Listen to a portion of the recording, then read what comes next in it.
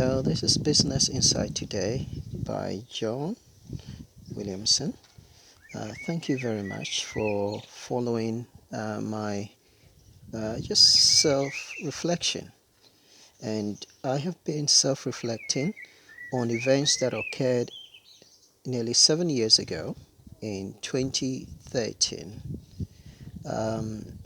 Essentially, to give you a little bit of a background to the previous 4 video clips, I moved on from a job in September 2013. This is a job that I had.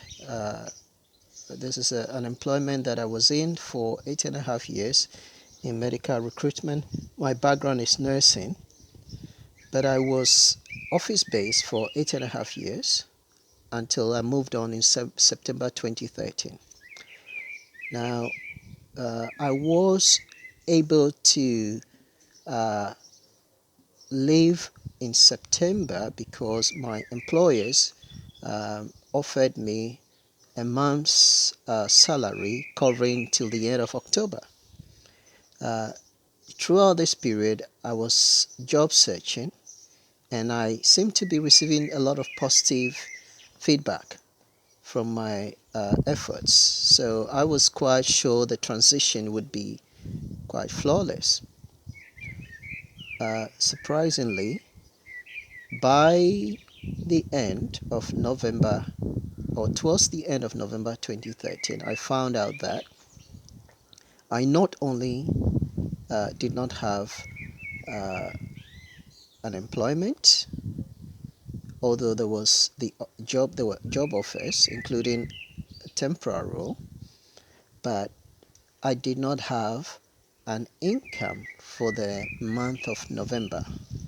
My expenditure was still high because certain expenses had come up during this period, and I was just dreading the end of the month in November 2013 when I thought about how to have that really difficult conversation with my mortgage company and just let them know that I wasn't in a position to afford the flat.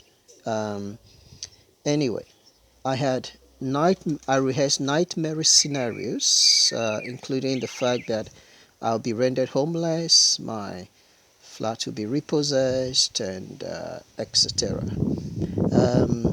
It was a very tough time. Most of what I wrestled with was just those worry scenarios that crept upon me, that deprived me sometimes of a good night's sleep, that were constantly in the forefront of my mind during the day. And my self-esteem was taking a dive, a dip. And I was just not sure I could handle this really, really difficult time period.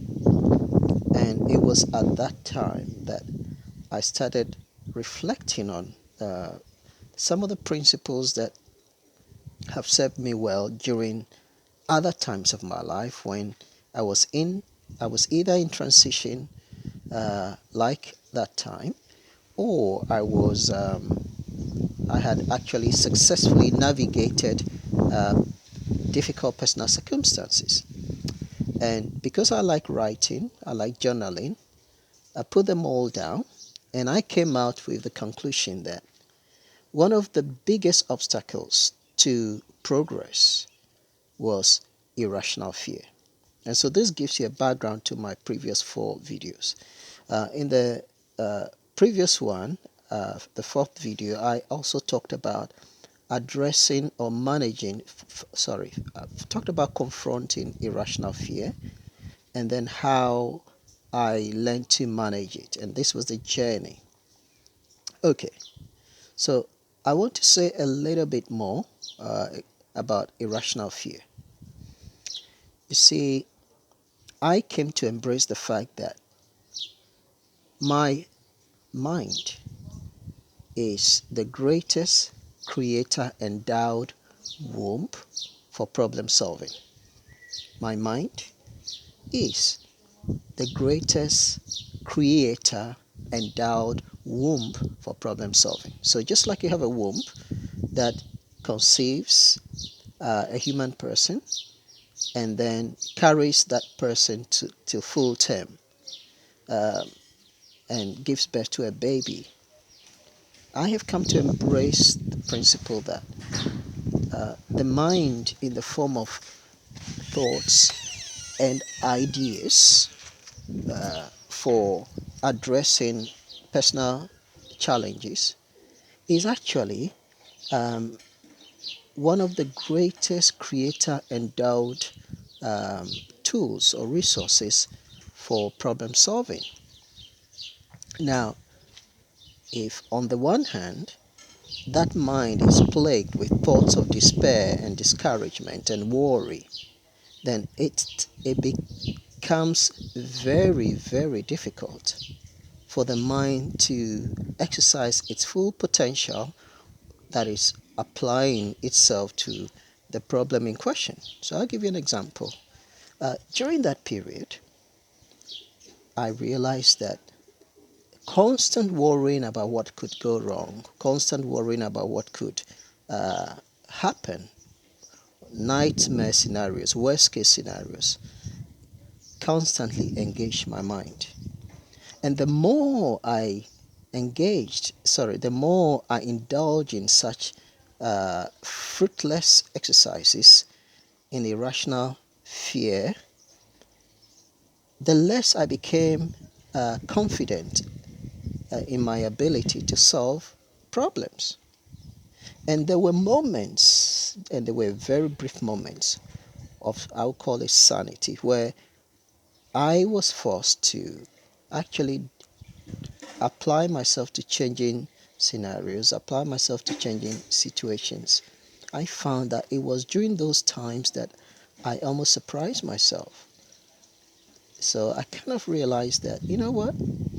Instead of indulging in this fear, instead of indulging in this panic, instead of indulging in this irrational thinking, I might as well just refocus some of that energy.